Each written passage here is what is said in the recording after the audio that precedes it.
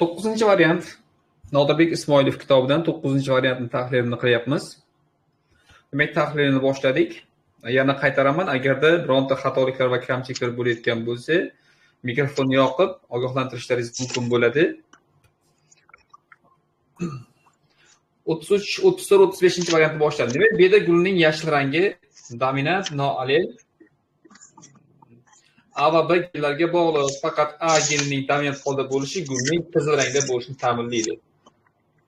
Kimdir mikrofon yoniq o'chirib qo'ysangiz, iltimos bizga xalaqit beryapti.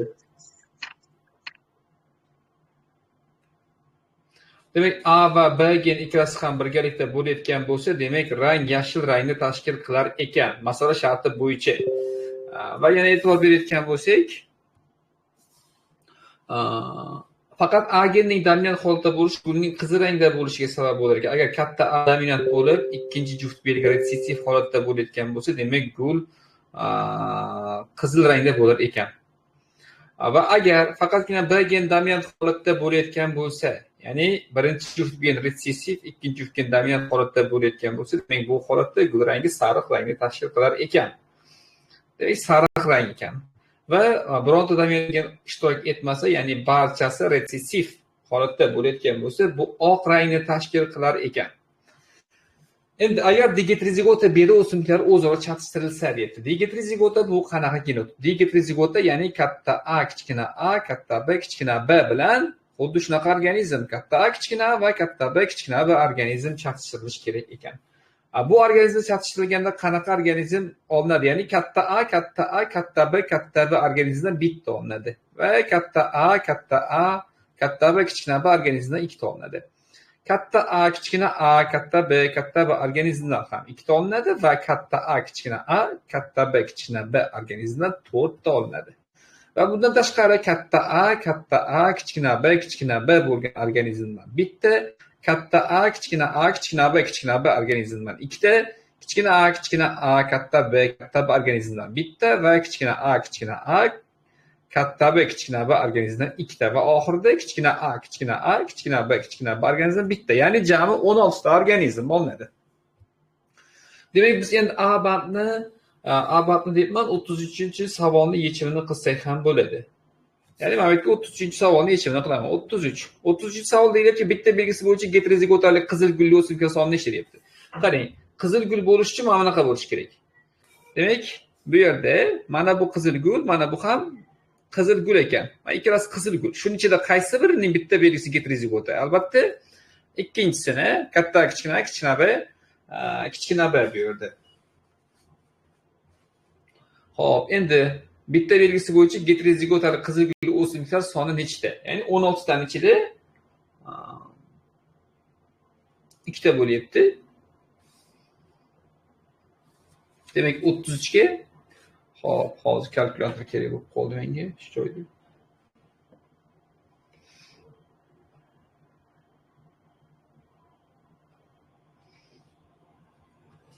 Va bu yerda bitta ma'lumot borki, mana shu ma'lumotni inobatga olishimiz kerak. Mana bu joyda agar digetrozigota beda o'simliklar o'zaro chatishtirilganda olingan digamozigota qizil gulli bedalar, ya'ni digamozigota qizil, mana bu bir katta kichkina bir olingan digamozigota qizil gulli bedalar heterozigota sariq gullilardan 18 taga kam bo'lsa, demak 18 ta kam bo'lsa, misol uchun bu demak 36 ta bo'lgan. Mana bu 36 ta, bu esa 18 ta. Ya'ni bu yerda bitta organizm 18 taga teng ekan. Bitta belgisi bo'yicha heterozigotalik qizil gulli o'simliklar soni nechta bo'ladi? Demak, 36 ta bo'ladi mana ikkinchisi. Mana bu 36 ta o'zi. Va 34-savolga yechim qilamiz. Avvalda digamozigota genotipli organizm soni nechta? Digamozigota. Ikkita gamozigotasi bo'lishi kerak tarkibida. Demak, mana bu va mana buni olishimiz kerak. Digamozigota. Demak, bitta, ikkita, demak bu ham hozir bir daqiqa.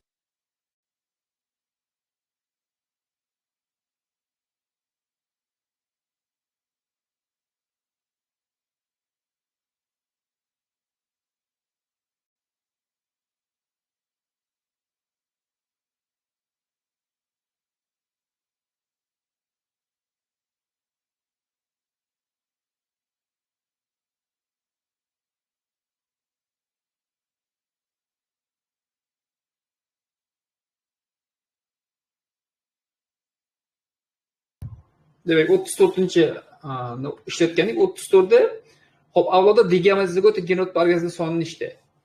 Ha, mana digamazigota bu, digamazigota bu qatordan faqat shu.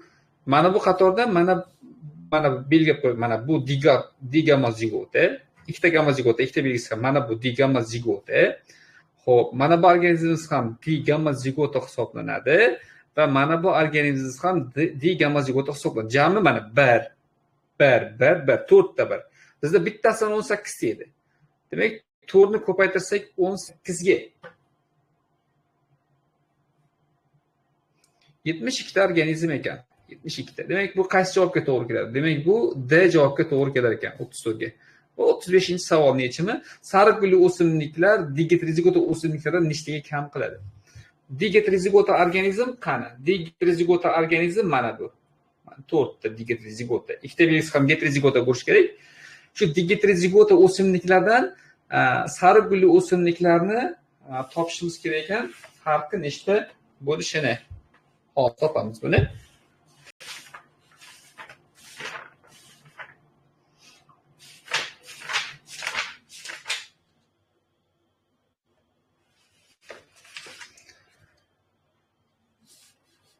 Hop. Digetrozigotalardan sariq gulli o'simliklar soni. Sariq bo'lish uchun mana bular bo'lishi kerak edi. Mana bular sariq. Demak, sariqlar 3 ta. Sariqlar 3 ta, digetrozigotalar 4 ta. Demak, agar 4 ni 18 ga ko'paytirsak 72 bo'ladi. 72. Endi sariqlar jami 3 ta mana. Katta, kichkina, katta, kichkina, katta, 3 ta. Agar biz 3 ni ko'paytirsak 18 ga, demak 54 bo'ladi. 72 dan agar 54 ni ayirsak necha bo'ladi? 18 bo'lar ekan. Javob A. 33 ga B, 34 ga D, 35 ga A javob bo'ladi. 36-savolga o'taman.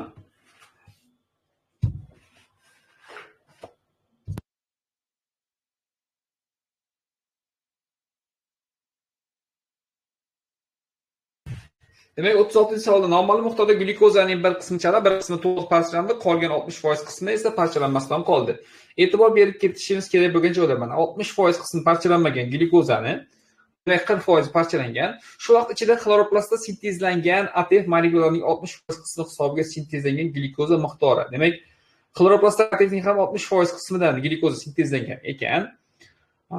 Chala parchalangan glyukoza miqdori 72 marotaba ko'pligi ma'lum bo'lsa, quyidagi A va B larni aniqlang. Ya'ni bizda fotosintez jarayonida 1728 mol karbonat angidrid sarflangan degan javob bor. Demak, biz bilamizki 1 mol glyukoz uchun 6 mol karbonat angidrid, ya'ni mana 1 mol sintezlanish uchun 6 mol SO2 karbonat angidrid sarflanadi. Demak, bu yerda 1728 mol karbonat angidrid demak sarflangan ekan. 1728 mol karbonat angidridni bo'lishim kerak 6 ga. Ya'ni shunda jami necha mol glyukoza sintezlangani kelib chiqadi. Demak, bu sintezlangan glyukoza 288 mol. Bu sintezlangan glyukoza. Sintezlangan. Endi shu joyda qilishimiz kerak bo'lgan ish bor. Demak, shu 288 mol glyukozani sintezlash uchun qancha ATF sarflangan? 288 ni ko'paytirishimiz kerak 18 ga. Chunki 1 mol glyukoz uchun 18 ta, 288 uchun qancha? Proporsiya qilmasdan 288 ni 18 ga ko'paytirib qo'ydim. Agar 288 ni 18 ga ko'paytirsam,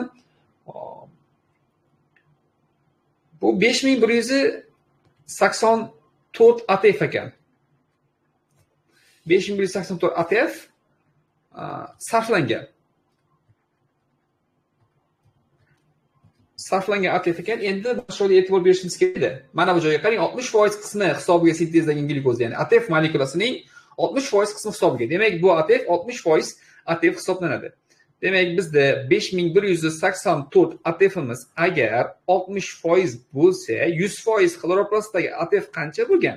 Buni proporsiya qilib topsak bo'ladi. Demak, ko'paytirib bunga bo'layotgan bo'lsak 8640 ATF bo'lgan ekan jami. 8640 ATF. Jami xloroplastdagi 100% ATF. Demak, men yozib qo'yaman. Xloroplastda jami 8640 ta ATF bo'lgan. Bu xloroplastdagi jami ATF bizga to'liq parchalangan glyukozani topib olish uchun kerak bo'ladi. Shuning uchun buni topib oldim. Endi ikkinchi ma'lumotga qaytamiz. Qarang, chala parchalangan glyukoza miqdori, qarang, sintezlangan glyukoza chala parchalangan glyukozadan 72 marotaba ko'p. Qancha glyukoza sintezlangan? Sintezlangan glyukoza 288 di.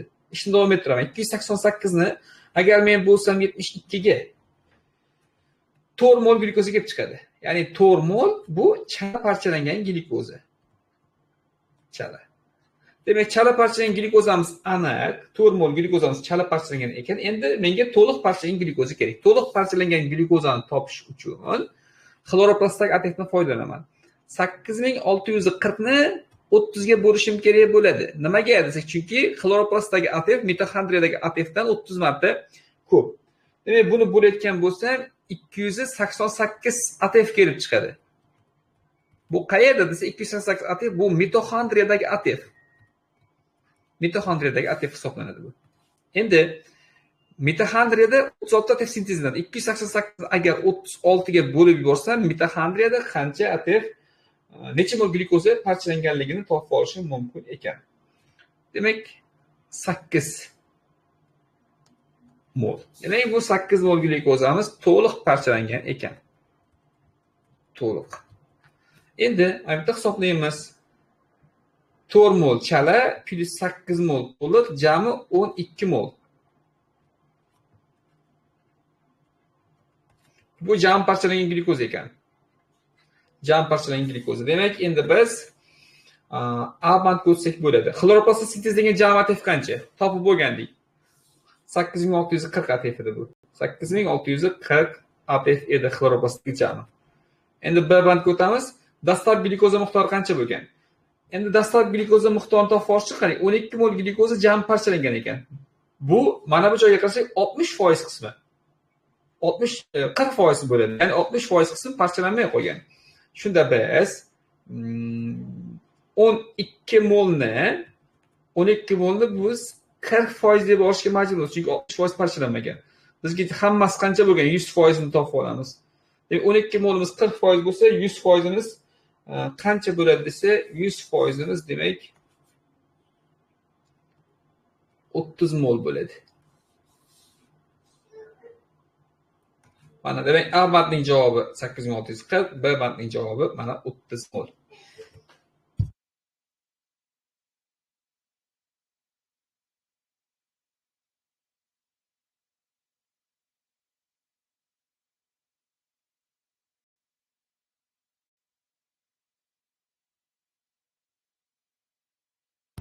Navbatdagi savolga o'taman. Demak, 37-masala. Xo'p, 37-masalada aytilyaptiki, mana bunga e'tibor beramiz, mana belgilarga e'tibor beramiz. Bu belgilar bir-biri bilan chatishtirilgan. Va buni alohida yozib olaman. Demak, katta A, kichkina a, katta B, kattasi, kichkinasi, katta D, kichkina D organizm bilan chatishtirilgan. Katta A, katta B, kichkina B, kattasi, kichkinasi, kichkina D va kichkina D genotipli ikkita organizm bir-biri bilan demak chatishtirilibdi.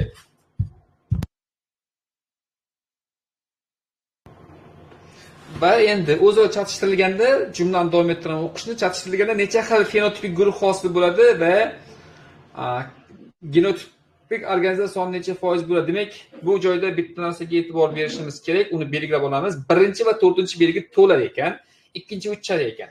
Demak, mana bu 2 bilan 3 bu chala dominantlik holatda hisoblangan. Endi buni qanday ishlayman? Buni katta kichkina a bilan katta kichkina chatishtirilgan. Mana ikkalasining boshida katta kichkina bor. Keyin katta b kichkina b bilan katta b chatishtirilgan. Mana ikkinchi belgi, ikkalasining ikkinchi belgisiga qarayapman. Endi uchinchi belgi ikkalasida ham qanday turibdi? Kattasi kichkina c ni chatishtirishimiz kerak. Kattasi kichkina c bilan va to'rtinchi holatda katta d kichkina d bilan chatishtirilgan. Kichkina d kichkina d genotipiy organizm. Demak, bularni biz xuddi monodragayadek chalishtirib chiqsak, qani fenotip nisbat qanaqa bo'lar ekan? Masalan, mana bundan olinadigan organizm katta A olinadi, katta kichkina. Tushunish uchun biroz maydalab tushuntirib beraman. Mana shu organizm bundan desa, bundan katta B chiqadi va katta B kichkina B chiqadi. Bundan kattasi kichkinasi yo'q. Kattasi birinchi, kattasi kichkinasi organizm mana bundan desa katta D, kichkina D. Xo'p, kichkina D va kichkina D organizm olinadi. Mana biz ulardan qanaqa organizm olinishini topib oldik. Endi qiladigan ishimiz. Endi fenotipik nisbat hisoblayotgan vaqtimizda e'tibor bering. Fenotip qanaqa? Bu yerda birinchi mana bularga e'tibor berishimiz kerak. Mana bu ikkinchi belgi bilan mana bu uchinchi belgi bu chala dominantlik qilyapti. Endi birinchi belgida qanaqa bo'ladi? Fenotipik guruhni so'ragan. Bu yerda ikkita. Bu yerda chala dominantlik bo'lganligi uchun bu yerda ham ikkita. Mana bu yerda ham chala dominantlik bo'lganligi uchun bu yerda 1, 2, 3, 3 ta. Va bu yerda esa 2 xil bo'lyapti. 2 xil. Endi nima qilamiz? Endi bu yerda ko'paytirishimiz buni bunga hammasini ko'paytirib chiqayotgan bo'lsak, 2 ni 2 ga 2 2 4 4 3 12 12 2 ga ko'paytirsak, demak 24 xil. Xo'p, A bandining javobi 24 xil ekan. Matga yozib qo'yaman. A bandimizning javobi 24 xilni tashkil qilar ekan. Endi B bandda birinchi va to'rtinchi mana bunaqa organizm qancha olinadi deyapti-da B bandda. Ya'ni B band uchun biz katta A, kichkina A, katta B, kattasi, kichkinasi va katta D, kichkina D organizmlar necha foiz ekan? Jami organizmlar necha foiz tashkil qiladi? Jami organizmlar necha foiz tashkil qiladi deyotgan bo'lsak, endi xo'p. Mana buni tushuntirishga harakat qilamiz. Ya'ni masalan, katta A, kichkinalar chatishtirilganda jami 4 ta organizm olinganda, 4 ta edi. Shu 4 tadan katta kichkinasi nechta? 2 ta. 2 ta. Keyingisi katta B kerak. Ikkinchisida katta 2 ta organizm olingan, undan katta B esa 2 tadan bittasini tashkil qilyapti. Uchinchisiga qilamiz. Kattasi kichkinasi kerak. Jami 4 ta organizm olingan, shundan ikkitasi kattasi kichkinasi. Va oxirgi qaraymiz, bizga kattada kichkinada kerak. 2 ta olingan, 2 tadan bittasi kattada kichkinada. Jami endi 4 kalik 8, 8 kalik 32, 32 kalik 2 64. Jami organizmlar soni 64 ta olinar ekan bu organizmlar chatishtirilganda. Va endi 2 kara 1 2, 2 kara 2 4, 4 kara 1 4. 4 tasi mana shunaqa bo'lar ekan. 4 tasi. Demak, agar 64 tamiz bizda 100% bo'layotgan bo'lsa, 4 tamiz necha foizni tashkil qiladi deyotgan bo'lsak, 4 tamiz 6,25% ni tashkil qiladi. B bandning javobi 6,25% ekan.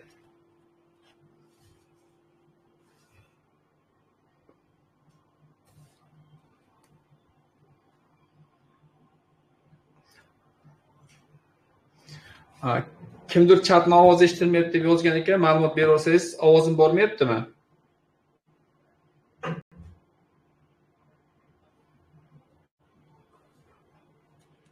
Ovozim boryaptimi?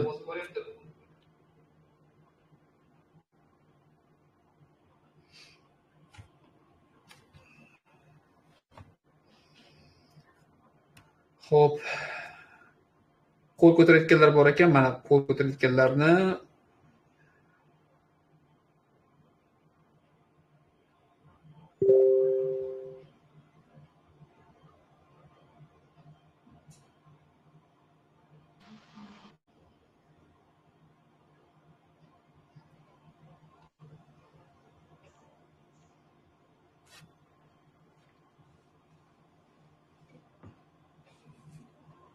menimcha hammasi yaxshi.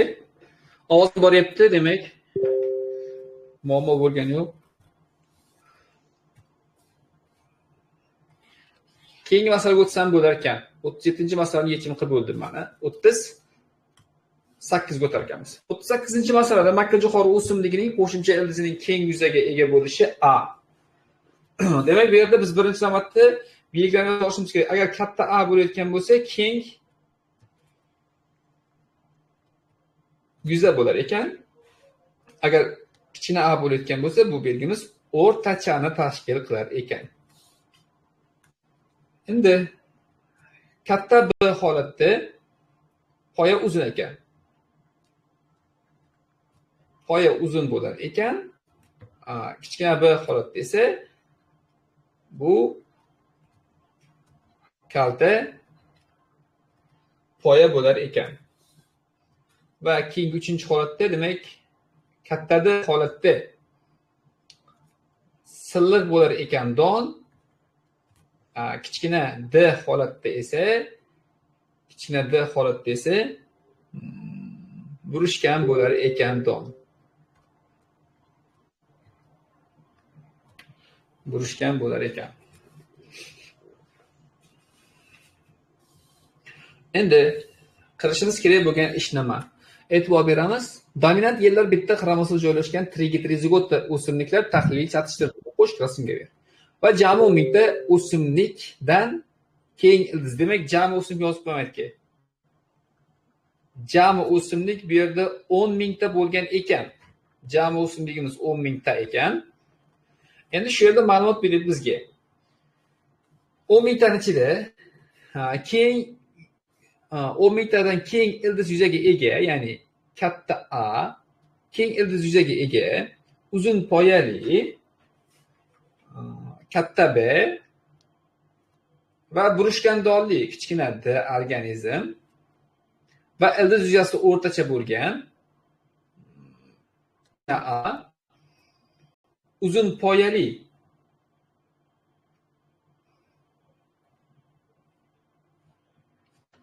Xo'p, hozir biroz adashtirdi.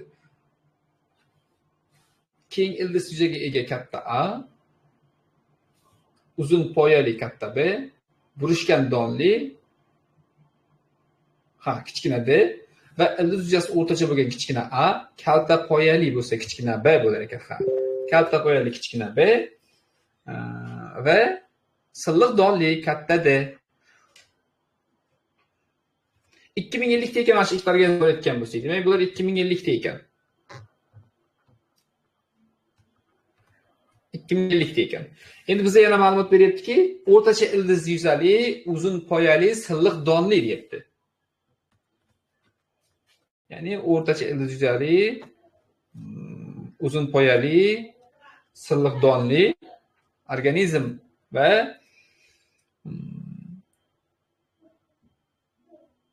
kalta poyali, burishgan donli, keng ildizli katta A, kichkina B, kichkina D. Bu organizmlar debdi 2050 ta ekan. 2050 ta. 2050 emas, bular 1870 ta ekan. Bu organizm 1870 ta tashkil qilar ekan. Yozib qo'yaman. 1870 ta ekan. Mana. Endi nokrossaver organizm soni 6000 ta. Endi mana shu yerda bilishimiz kerak bo'lgan narsa, nokrossaverlar bor bizda, yakka krossaverlar bo'ladi va qo'sh krossaver bo'ladi. 10 mingta jami mana shu nokrossaver plus nokrossaver plus yakka krossaver plus qo'sh krossaver hammasini qo'shsak, demak jami bular 10 mingta bo'lishi kerak ekan. Shularning ichida nokrossaverlar 6 mingtani tashkil qilar ekan. 6 mingta. 10 mingtadan 6 mingtani ayirsak, 4 mingta qoladi. Demak, 4 mingta yakka krossaver va qo'sh krossaverlarga to'g'ri keladi. Endi biz qilishimiz kerak bo'lgan ish nima bu yerda? 2050 ga qo'shib qo'yishimiz kerak 1870 ni. 2050 taga 1870 qo'shsak 3920 bo'ladi. 3920 bo'lar ekan. Endi yakka 10 mingtadan Nokrossaverlar soni 6000 ta bo'layotgan bo'lsa, yakka krossaver va qo'sh krossaverlarning yig'indisi 3920 ta bo'ldi. 3920 ta. Endi o'sha 3900 yo 4000 dan, ya'ni umumiy organizmda nokrossaverlarni olib tashlaganimizda 4000 qolgandik, o'sha 4000 tadan ayiramiz, mana 2050 dan 1870 yig'indisi 3920 ni. Ayirsak 3920 ni 80 qoladi. Bu qo'sh krossaver organizmning soni. Va qo'sh krossaver bu yerda 80 ta ekan. Yakka krossaverlar 3920 ta ekan. Endi agar 6000 3920 + 80 ni qo'shsak, demak baribir, demak 10000 tani tashkil etadi. Endi A bandga o'tamiz. A va D gelar orasidagi masofani aniqlang degan. A va D genlar orasidagi masofani qanday aniqlaymiz? A va D gen orasidagi masofa quyidagicha hisoblanadi. Ya'ni aytga yozib beraman. Hozir A dan D gacha, ya'ni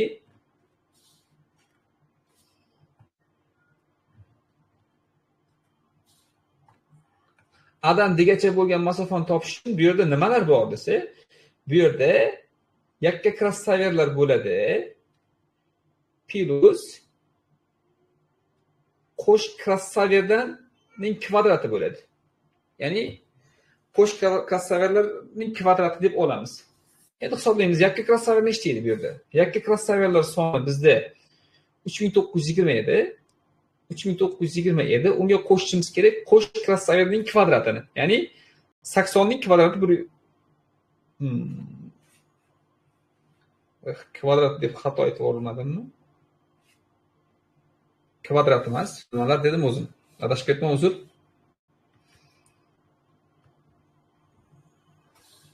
Ya'ni bunaqa demoqchi edim. Qo'sh krossaverdan, ya'ni oddiyroq tushunib qo'ying, ya'ni qo'sh krossaver plus qo'sh krossaver desam yaxshiroq bo'ladi. Endi 3920 ga bu nima degani? 3920 ta yakka krossaverni qo'sh krossaverni 2 marta qo'sh krossaverni 2 marta qo'shishim kerak. 2 marta. Ya'ni mana 80 bir marta qo'shdim, plus yana 80 2 marta qo'shdim. Endi 3920 plus 80 plus 80 480. Yig'indi demak qancha bo'ldi? 4080 ta bo'ldi bu yerda yig'indi. 4080 bo'ldi. Endi hisob qilamiz necha foizligini. Bizda jami 10 ming organizm bor edi. O'sha 10 ming organizm agar bizda 100% bo'layotgan bo'lsa, 4080 tamizchi necha foiz bo'ladi? 4080 tamiz demak 40.8 foiz yoki 40.8 margarinda deyishimiz ham mumkin. A bandning javobi topildi. Endi B bandning javobini ishlashimiz kerak ekan. B bandda qo'sh krossaver foizi qancha? Qo'sh krossaver foizini quyidagicha topamiz. Ya'ni bizda jami 10 ming organizm bor edi. O'sha 10 ming organizmimiz 100% edi. Qo'sh krossaverlar 80 ta edi. 80 tamiz necha foiz bo'ladi? 80 tamiz nima berdi? 0.8 foiz bo'ladi.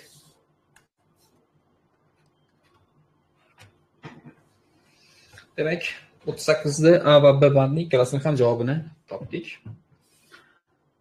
Xo'p, ovozim boryaptimi? Hammasi yaxshimi? Hammasi joyidami? Eshitayotganlar agar bo'layotgan bo'lsa, ma'lumot aytvorsangiz, bu chatimizni sifatliroq bo'lishiga ta'sir qilar edi. Kelyapti ustoz. Rahmat.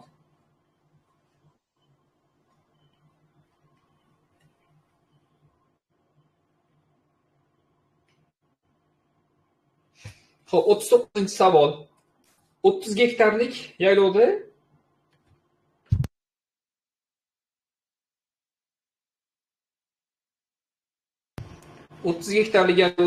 oziq zanjirida o'simlik bor ekan. Yozib olaman. O'simlik bor.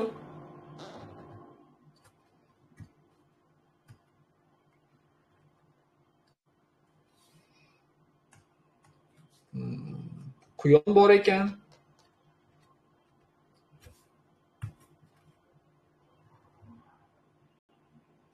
Va burgut bor.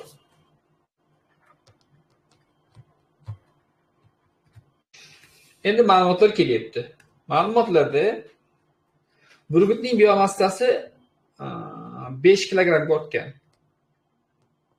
Burgut 5 kilogramm ortgan. Quyonning biomassasi 6 kilogrammga ortgan. Endi biz shu joyda tushunib olishimiz kerak. Quyon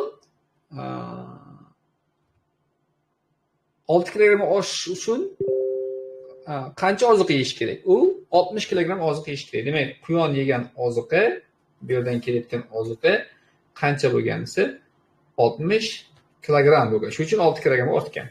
Demak, o'simlik 60 kilogramm bo'lgan. Endi burgut 5 kilogrammga ortish uchun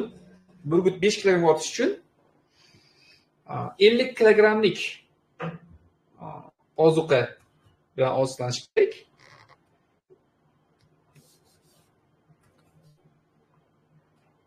$50 kilogramm bo'lish kerak. Demak, bu yerda unga 50 kilogramm kelgan. 50 kilogramm qayerdan keladi? Quyondan kelgan. Demak, biz shu yerda xulosa qilishimiz kerakki, quyon 50 kilogramm bo'lgan. Ya'ni bunaqa bo'lyapti-da bu yerda. Quyon 50 kilogramm bo'lgan. O'sha 50 kilogramm quyonni yegan burgut 5 kilogrammga demak oshdi. Biomassasi oshdi. Ya'ni qanchadir kilogramm bo'lgan burgut ham. Demak, quyon 50 kilogramm bo'lgan. Endi quyon 50 kilogramm bo'lish uchun o'simlikni iste'mol qilgandan keyin 50 kilogramm bo'lgan. Demak, bizga A javobini shu yerda yechim qo'ysam bo'lar ekan. Quyonning dastlabki massasi qancha? Quyon dastlab 50 kilogramm edi hozir. Unga o'simlikdan qancha qo'shildi? 6 kilogramm qo'shildi. O'shancha 50 dan 6 dan ayirsak, dastlab u 46 kilogramm bo'lgan. Ya'ni 60 kilogramm o'simlik yegandan keyin unga 6 kilogramm qo'shilgan, bu 50 kilogramm bo'lgan. Va shu 50 kilogramm quyonni massasini qayerdan topib oldik desa, burgutdan topib oldik. Burgut 5 kilogramm semirish uchun 50 kilogramm bo'lgan quyonni yeyish kerak edi. Demak, quyon 50 kilogramm bo'lgan, uning 6 kilogrammiga ortishdan avval 46 kilogramm bo'lgan. Abadning javobi topildi. Keyingisi. Baband o'simlikning biomassasi zichligini topishimiz kerak ekan. Ya'ni buni qanday topamiz? 1 gektar yerni o'zi necha metr kvadratga mana? Gektar metr kvadrat. Mana gektar metr kvadrat. 1 gektar yerimiz o'zi bizda 10.000 metr kvadratga teng bo'ladi. 10.000 metr kvadrat.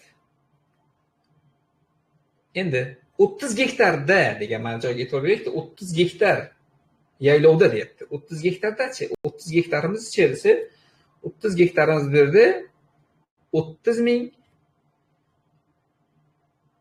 300.000 ekan, 30.000 emas, 300.000 metr kvadrat bo'lar ekan. Endi o'sha 100.000 metr kvadratimiz de 60 kilogramm bo'lgan o'simlik, ya'ni 30 gektarda 60 kilogrammga massasi ortgan o'simlikni. Grammda so'raganda bizga, grammda so'rayotgan bo'lsa, shu uchun buni 300.000 metr kvadratda 660.000 gramm. 6 kilogrammimiz 60.000 gramm bo'ladi. Shunda 1 metr kvadrat ya qancha to'g'ri keladi? 1 metr kvadratga 0.2 gramm to'g'ri kelar ekan.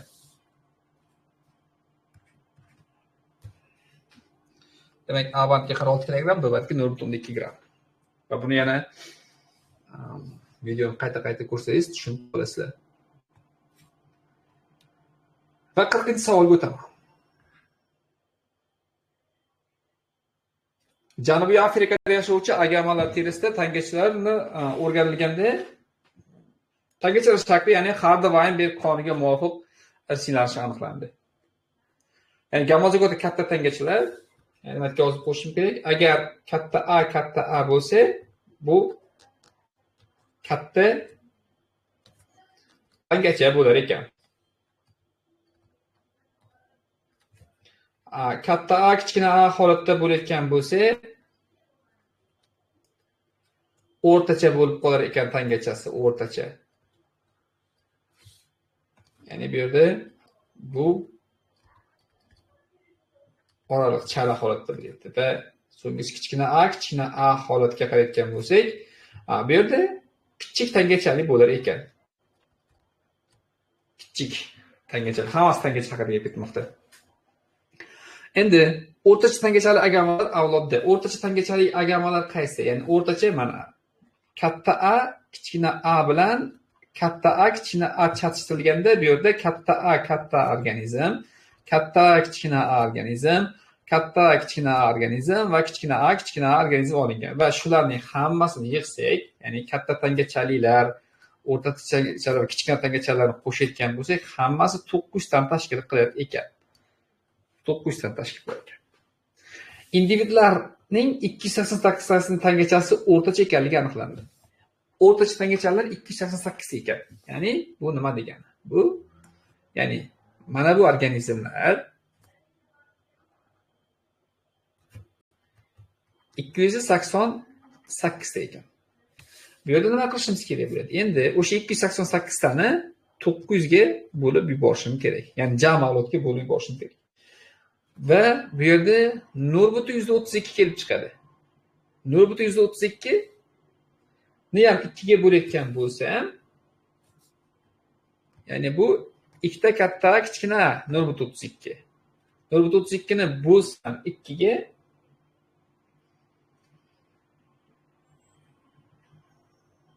bitta katta kichkina a teng bo'lar ekan 0.16 ga. Bitta katta bitta kichkina 0.136 16 ga teng bo'ladi. Endi buni qanday ajratib olishim kerak? Katta A mana bu joyga e'tibor bering. Katta A kichkina A dan katta. Katta kichkinadan katta. Shunaqa son qo'yishim kerakki, qarang, bularga shunday son qo'yishim kerakki, katta A hozir. Shunaqa son qo'yishim kerakki, katta A bilan kichkina A ning ko'paytmasi 0.16 ga teng bo'lsin va shu yerga qo'ygan sonlarimni qo'shsam 1 ga teng bo'lsin.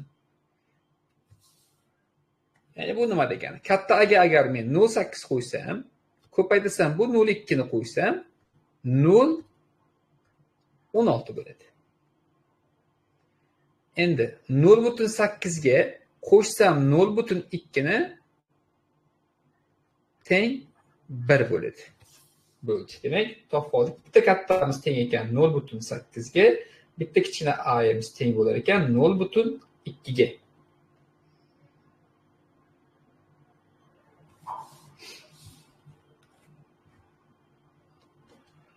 Katta tangachali agamalar soni nechta? Katta tangachali bu katta A ko'paytirgan katta. Ikkita kattaning ko'paytmasi. Ikkita katta qancha? Ya'ni 0.8 ko'paytirgan 0.8 degan. Bu 0.164. Jami avlod 900 edi. 900 ni ko'paytiraman 0.164 ga. 900 ni 160 ga ko'paytirsam 576 bo'ladi. Avarning javobini topdik. Bavand. Dominant genga ega agamalar soni nechta? Dominant geni borlar qaysilar? Ya dominant geni borlar bu ya'ni katta A ham dominant gen bor, katta kichkina A ham, ya'ni ikkita katta kichkina bor bizda. Dominant gen bor. Ya'ni dominant genga ega agamalar soni nechta deyilgan? Endi biz mana buni sonini bilamiz. Chunki bundan A bandni topib olgandikki, mana buning sonini bilamiz. Buning soni 576 ta edi. Bundan tepada topib olgandik. Endi ikkita katta kichkinalik organizmlarning ham tarkibida dominant gen bor.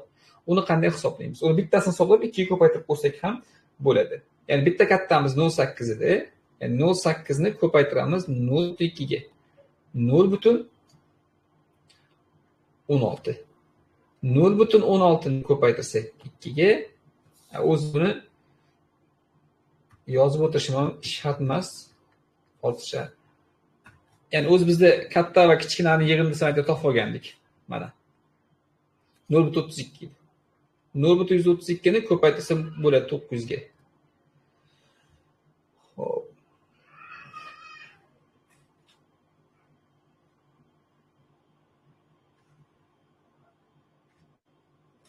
288 ekan.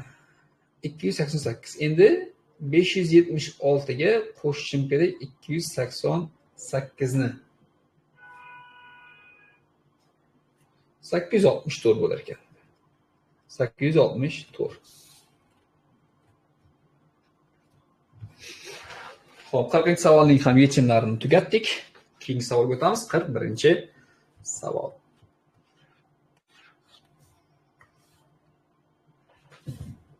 Birinchi savol. Adenin nukleotlar 30% tashkil qilgan DNK fragmentidir. Adenin nukleotimiz demak bunaqa deb olaylik. Biz bu yerda jami DNK bilmaymiz-ku, shunda DNK ni X deb olaman. DNK ni X deb oldik. Endi shu yerda adenin nukleotlar X ni 30% ekan.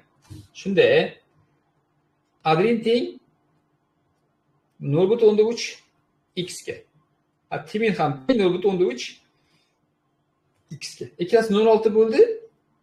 X ga teng bo'lsa 0.4 qoldi. Demak, guanin ham 0.2 X, sitazin ham 0.2 X topib oldik.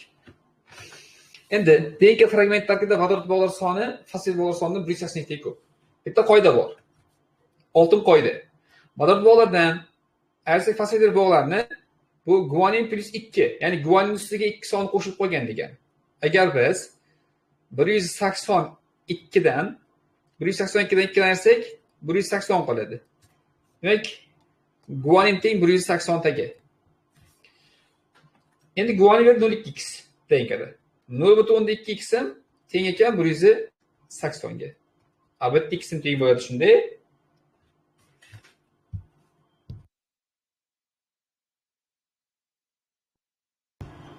ga. Bitta x 900, ya'ni bitta x bu mana. DNK 900 ta ekan.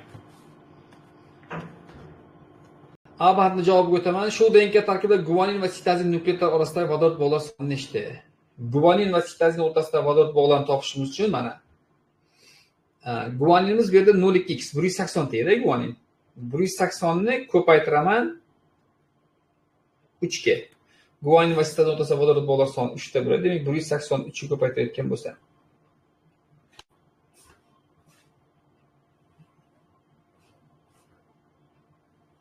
Beş yüze 40.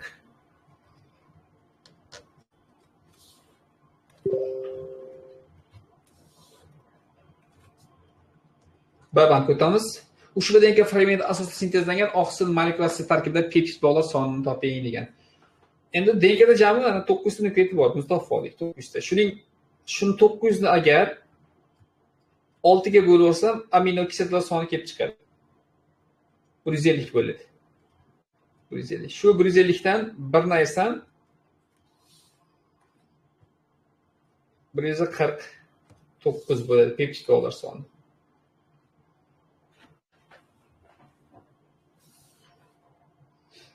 Birinchi savolning yechimi tugadi va keyingisi 42-savolga o'tamiz.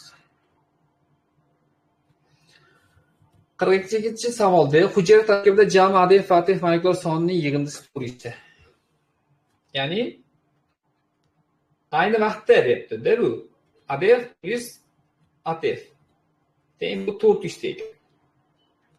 Ya'ni ayni vaqtda hozir mana hujayra deylik, biz yonimizda hujayra turibdi, shu hujayrada mana shu holatda 400 ta ekan ADF bilan ATF yig'indisi. Endi bu yerda glyukoza sintezlangan va glyukoza parchalangan. Buni yozib olaman.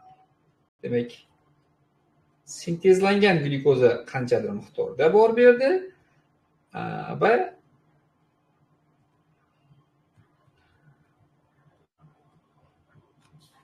parchalangan glyukoza ham bor qanchadir miqdorda.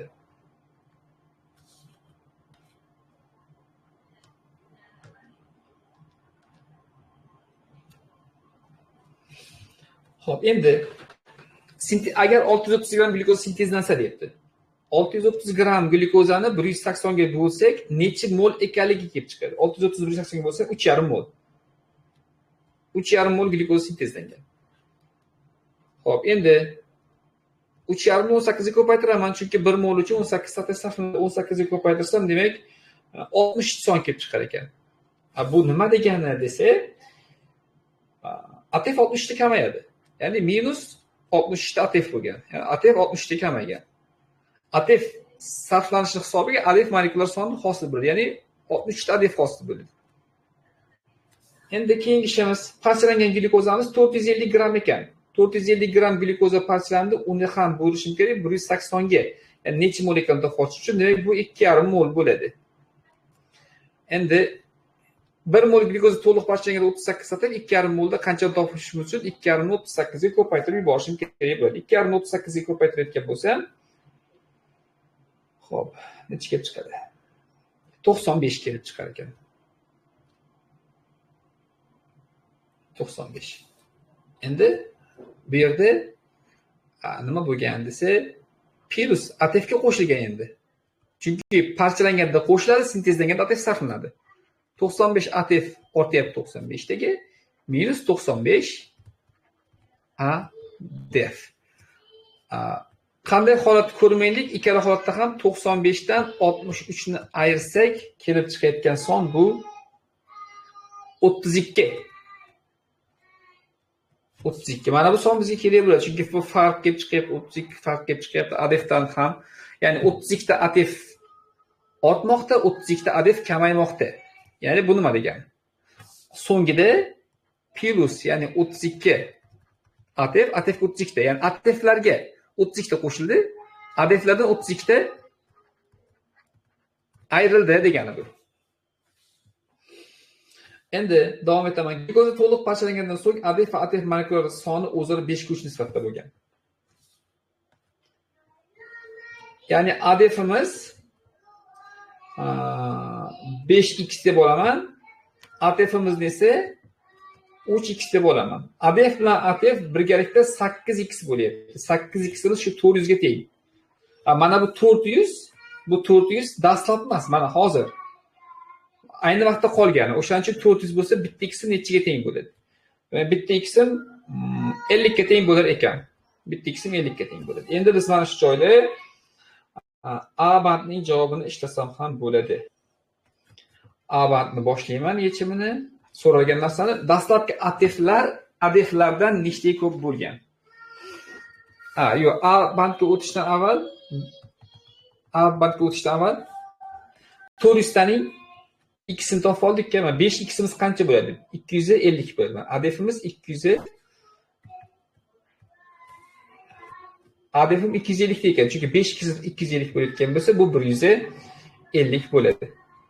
Demak, 400 ta ATFning 250 tasi, 400 ta ATF yig'indisi 400 edi, shuning 250 tasi ATF ekan, 150 tasi ATF ekan. Bu o'sha 32 ta ayirgan qo'shilgandan keyingi holat bu. Mana endi A bandni javobini yechsam bo'ladi. Dastlabki ATFlar nechta farqi? Dastlabki ATF. Endi qarang.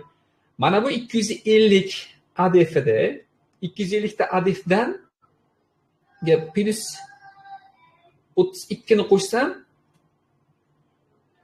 xo'p, hozir 250 plus 32 282 bu nima desa, bu dastlabki ATF.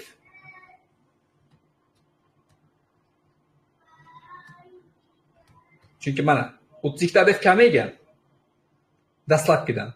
Mana bu holda parchalanish va sintezlangan keyin 250 ta hozir qolgan, shu 32 ta oldin bo'lgan. Kamaygandan keyin 250 ta qolgan. Endi ATF-chi desa, ATF hozir turgan 150 ta.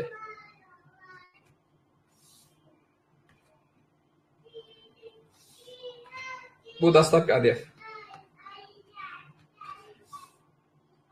Endi 150 ta ATF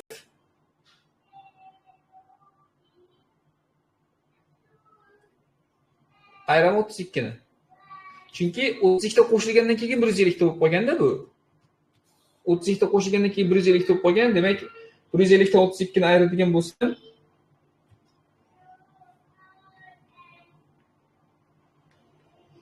bir yuz 18. Mana 118. Yani bu 118 dastlabki ATF.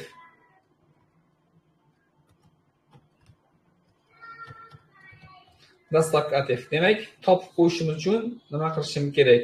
Ya'ni 282 bu dastlabki ATF ekan, uni ayirishim kerak 118 ni dastlabki ATF ni. Demak, javob 164 bo'ladi adashmasam. 164 ekan. A bandni javobini topdik. Endi keyin qilayotgan ishimiz B bandni javobini topish bo'ladi. Jarayon so'ngida ATFlar soni nechta ekan? Jarayon so'ngida mana 150 ta qolgan, 3x qolgan. 150. Demak, 42-masalada A bandni ham B bandni ham javobini topdik, yechim qildik. Keyin savolga o'taman 43. Hop.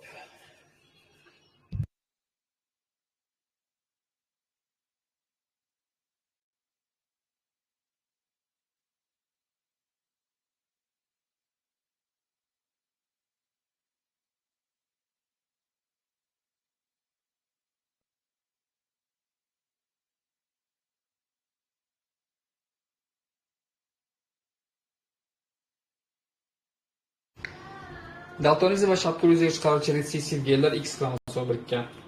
Demak, X kattada demak sog', kichkinada daltonizm deb olamiz. Daltonizm. X katta X. Demak, bu sog' bu holatda ham X kichkina X holatga shapko'r deb olar ekanmiz. Shapko'r deb olamiz. Demak, endi onasi shapko'r deyapti. Ona shapko'r. X kichkina X. Daltonizm bo'yicha demak soppa-sog'. Ona.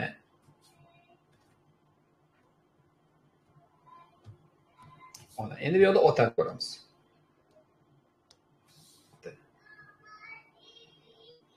Ota haqida aytayaptiki, onasi shapko'r, otasi daltonizm bilan kasallangan. Ota daltonizm bilan kasallangan. Ota X kichkinada, lekin shapko'rlik bo'yicha sog'. Y ana. Ota. Endi bu ikkalasi chatishganda mana gameta tushadi mana bundan. Birinchi organizmda tushayotgan gameta X kattada X kichkina X bitta gameta tushadi. Bundan esa X kichkinada katta X gameta. Y gametaga emas. Chunki ayol deyapti-da. Ayol. Endi mana shu gametlar bir-biri bilan nima qilish kerak? Qo'shilish kerak.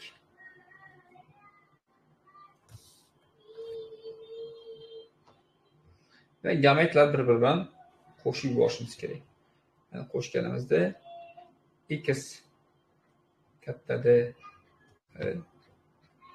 X kichkinada katta X. Shu ayol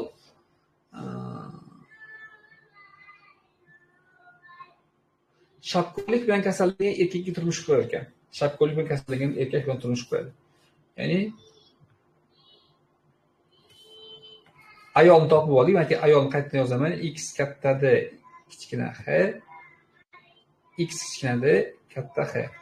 Endi erkak faqat shapko'rlik bilan kasallangan. Faqat shapko'r bo'lgan kichkina X kattada Y bo'ladi.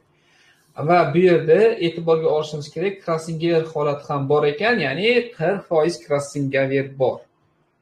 Chizib qo'yaman, bu chiziqdan keyin Krassingever organizm yozib olamiz. Demak, Krassingever chekkan bo'lsak qanday? X kattada Krassingever X kattada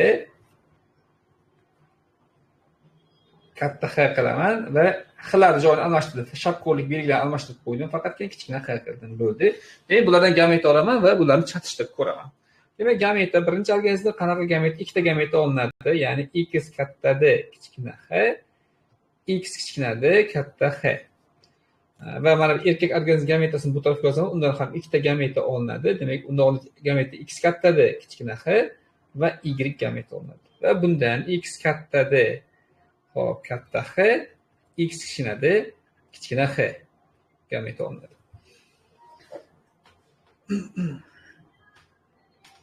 Endi organizm chiqaman. Demak, mana bu joyda nima bo'ladi? X kattada kichkina x, x kattada kichkina x. Mana bu joyda x kattada katta x, x kichkinada kichkina x. X kattada katta x, x kattada kichkina x. Aytdi, x kattada kichkina x, x kichkinada kichkina x. Qiz farzandlar. A bandga yechim qilamiz. A bandda so'ralyaptiki, oilada ikkala belgisi bo'yicha sog'lom qizlar necha foiz? Ikkita belgisi bo'yicha ham sog'lom bo'layotgan bo'lsa, demak, mana bu qiz farzandni olamiz, ikkita belgisi bo'yicha sog'lom, ya'ni kattada katta h. Demak, mana bu qiz farzand olib, ikkita belgisi bo'yicha sog'lom. Biz aytgan 40% Krasnogar bo'lgan. 40% Krasnogar bo'layotgan bo'lsa, mana Krasnogardan chiqayotgan organizmlar 4 ta. 40 ni 4 ga bo'lsak, bu 10% bo'ladi. Qolgan 60% bular bo'layotgan bo'lsa, mana bu 15% ga teng bo'ladi. Bu 25% ekan. Va keyingisi B bandga o'tamiz. B bandda oilada o'g'il bolalarda sog'lom tug'ilish ehtimolligi. Pastda o'g'il bolalar tug'iladi. Endi o'g'il bolalar demakki, ko'rayotgan bo'lsak, mana bu o'g'il bolada yo'q, buni ola olmaymiz. Mana bitta bitta o'g'il bola bor, buni ham ola olmaymiz. Bitta mana bu o'g'il bola olar ekanmiz. Demak, bu 10% ekan.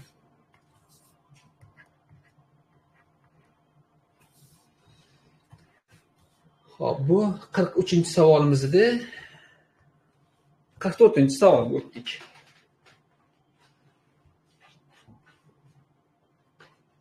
Xo'p, qand davlati tarkibida shakarning bo'lishi 3 polimer genlarga bog'liq ekan.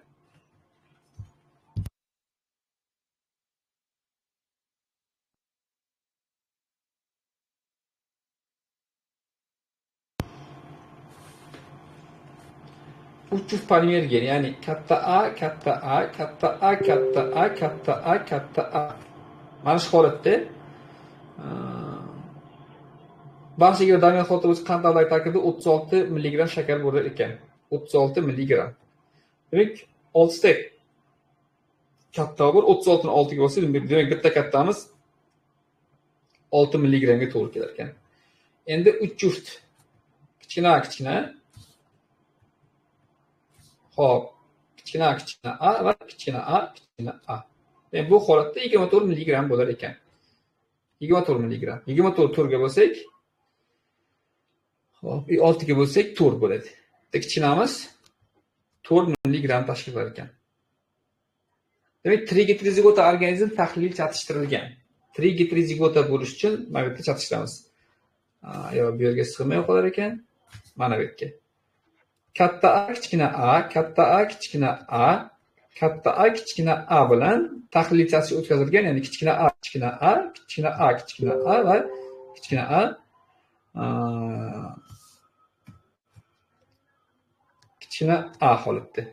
Tahlil chatish o'tkazganda biz gamet olib ko'ramiz. Endi bulardan mana demak, bunga 1, 2, 4. 4 ta katta va 4 ta kichkina.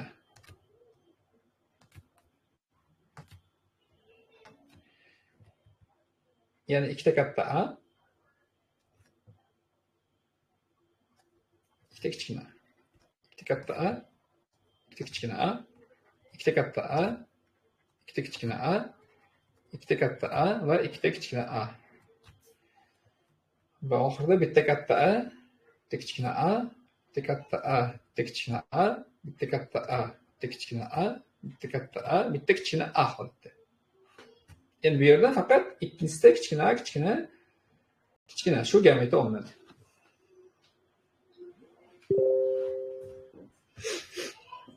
Xo'p, endi A bandni javobini ishlasak ham bo'ladi. A bandda so'ralayotgan narsa nima? A bandda so'ralsa, olingan 960 o'simliklarning qanchasining tarkibida 30 mg shakar bo'ladi. Tarkibida 30 mg shakar bo'lish uchun nechta katta A bo'lish kerak va nechta kichkina A bo'lish kerak? Shuni hisoblab olishimiz kerak. Xo'p, agar 3 ta katta A bo'lsa tarkibida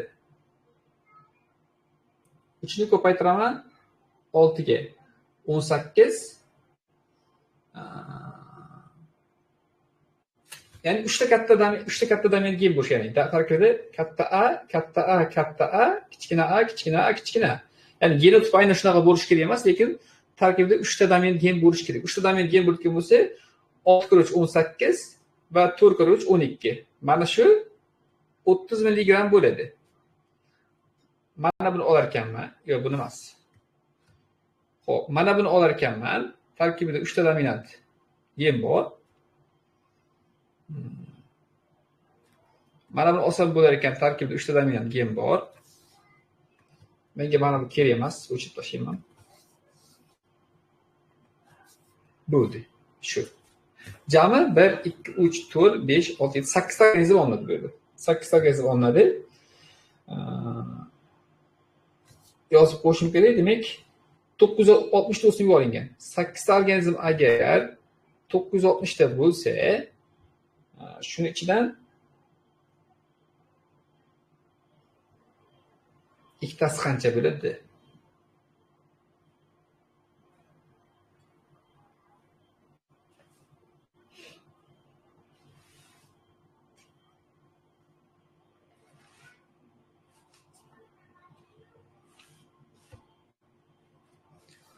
Hop, hozir.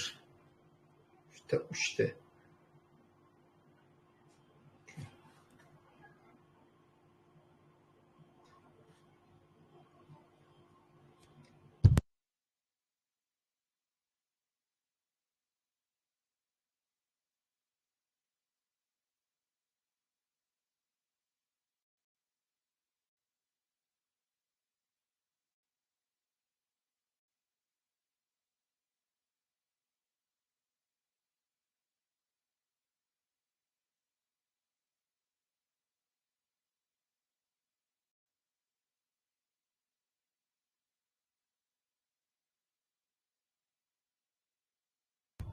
Hop, gametlar ko'rib chiqaman, qaysidir bittasi xato ketdi shekilli. Demak, 4 ta katta. 4 ta katta. 4 ta kichkina. 2 katta.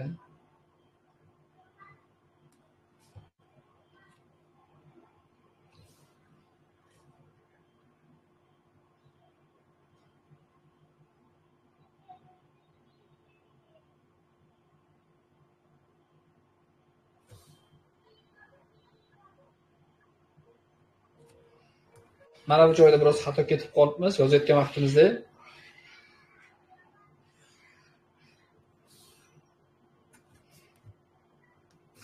Xatolik aniqlandi. Xo'p, 4 ta katta A, 2, 3, 4. 4 ta katta, keyin 1, 2, 3, 4. Katta kichkina, 4 ta kichkina. Endi 2 ta katta. 1, 2,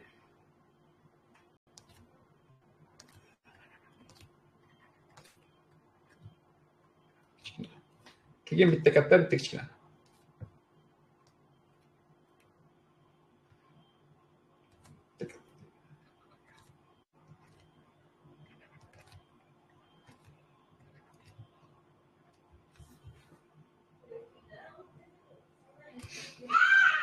Endi xo'p. Bu yerda kichkina A va kichkina A organizm olinadi.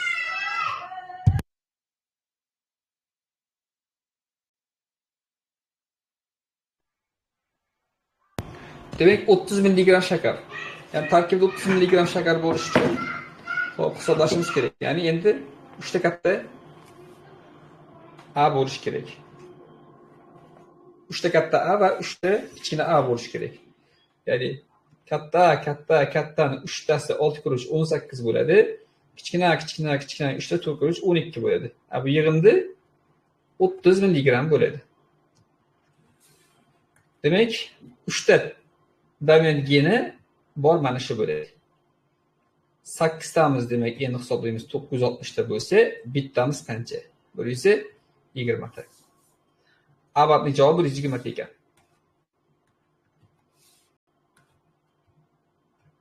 B banddan B band olingan avlodda 28 milligram shakar beradiganlar nechta?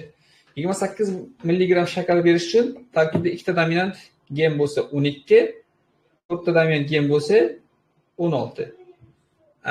Ikkita dominant geni bor bo'lsa, demak bu 12 milligram bo'ladi. 1, 2, 3. To'rtta dominant kichkina retsessiv geni bo'layotgan bo'lsa, 4 × 4 16. 16 milligram. Ikkala holatda 28 milligram bo'ladi. Demak, tarkibda ikkita dominant A geni bo'lishi kerak. Mana bunda bor. Mana bunda bor. Mana bunda bor.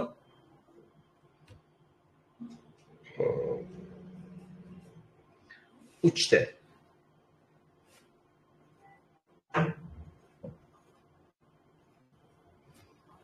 Demak, 8 tamiz 100% bo'lsa, 3 tamiz qancha? 37,5% bo'lar ekan. Xo'p, bu yechimni ham tugatdik. Va so'nggi 45-savol. 45-savolda aytyaptiki, DNKning bir zanjirda guanin, sitazin, adenin nukleotitlari joylashgan ekan. Demak, bitta zanjirda guanin bor, sitazin bor, adenin bor. Demak, bular bitta zanjirda va ikkinchi zanjir ham bo'ladi albatta DNKda. Bu yerda timin joylashgan. Demak, bu yerda sitazin, bu yerda guanin, bu yerda timin, bu yerda adenin joylashgan. Va bizga ma'lumot beryaptiki, birinchi zanjirda 1-2-2 nisbatda ekan. Guanin, sitazin, adenin. Demak, X 2x va buni ham 2x deb olamiz. Sitazin ham 2x bu yerda komplementarlik qoidasi 2x va bu yerda 2x. Timin va adeninni bilmaymiz. Adenin umumiy nukleotitlarining 10% tashkil qiladi. Adenin umumiy nukleotitlarining 10%. Demak, mana bu adeninimiz 10% bo'lsa, timinimiz ham 10%. Umumiy nukleotitlar 10%. Umumiy nukleotitlar qancha? Bu yerda x tar qo'shib chiqaman. Demak, adenin va timin bu yerda 20% bo'lyapti. Demak, qolgani 80%. 5 10 ta x bor bu yerda. 10 ta x'im demak necha foiz? 10 ta x'im 80% ekan. Demak 10% qancha bo'ladi?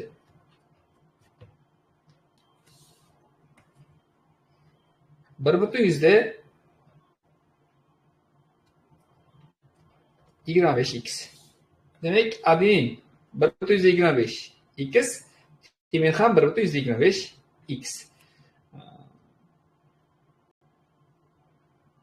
Endi DNK'dagi zanjir 139 fosfat bog' bor. Demak, DNK'da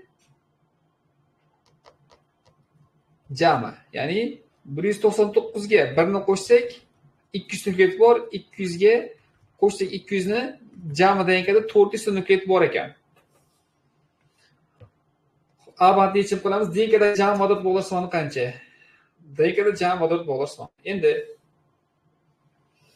jami vodorod bog'lar sonini topib olish uchun jami nukleotlarni topib oldik. Shu jami nukleotlarning ichida biz hisoblab qo'yishimiz kerak ekan. Ya'ni jami nukleotlarga jami guaninlarni qo'shsak, jami vodorod bog'lar soni kelib chiqadi degan bizda qoida bor. Bu yerda jami nukleotlar qancha bo'ldi? Jami nukleotlar x lar hammasini qo'shib chiqsa ham, agar x lar hammasini qo'shib ketgan bo'lsa, 12,5x bo'lar ekan. 12,5x. Shuni nukleotlar tagiga yozib olaylik. Nukleotlar tagiga yozyapman. 12,5x ekan. Hozir 1 daqiqa.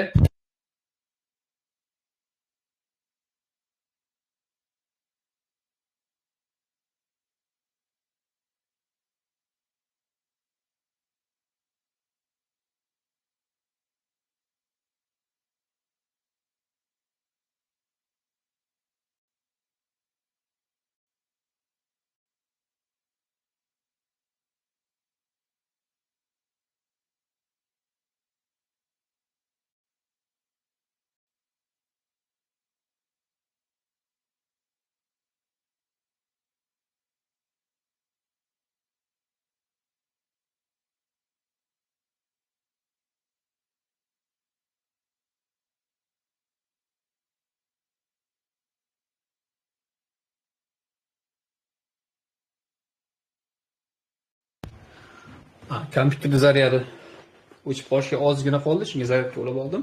Davom ettiraman. Demak, jami nukleotlarimiz x dan qo'shilsa 12,5x. Unga endi guanin sonini qo'shamiz. Guanin mana x 3x. Shuni vodorod bog'i kelib chiqish kerak. Demak, 15,5x. 15,5x. Endi 15,5x bu jami nima ekan? Bu vodorod bog'lari bo'ldi. Vodorod bog'lari bo'ldi. Endi bu yerda nima qilib qo'yishim kerak? Bu yerda oddiygina hisob-kitob qo'ysam bo'ladi. Demak, deganda jami 12,5x 200 taga teng bo'layotgan bo'lsa, 15,5x nechaga teng bo'ladi deb proporsiya qilib qo'ysam bo'ldi.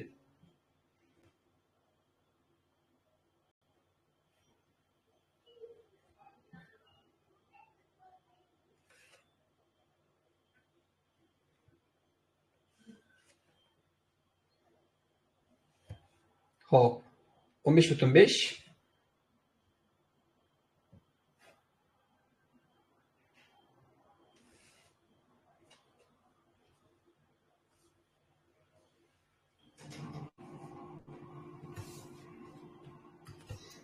bu usul sal tushunarsiroq bo'ldi. Undan ko'ra mana bu usulni qo'llaganim yaxshiroq ekan. Bir zanjirdan foydalanaylik. Bir zanjirda 2 nukleot bordi, bir zanjirda 6,25x nukleot bor.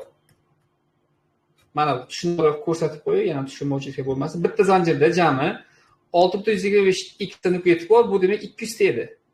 Agar 200 ni biz bo'lsak 6,25 ga bitta x 32 teng bo'ladi. Demak, 15,5x ni ko'paytirishim kerak 32 ga. Bu 496 bo'lar ekan A band. Tushunarli qo'lladim. Degada jami guaninlar soni qancha? Degadagi jami guaninlar soni 3x. Mana, birinchi zanjirda x, ikkinchi zanjirda 2x, 3x, demak 3x ni ko'paytirishim kerak 32 ga. 3x ni 32 ga ko'paytirsam 96.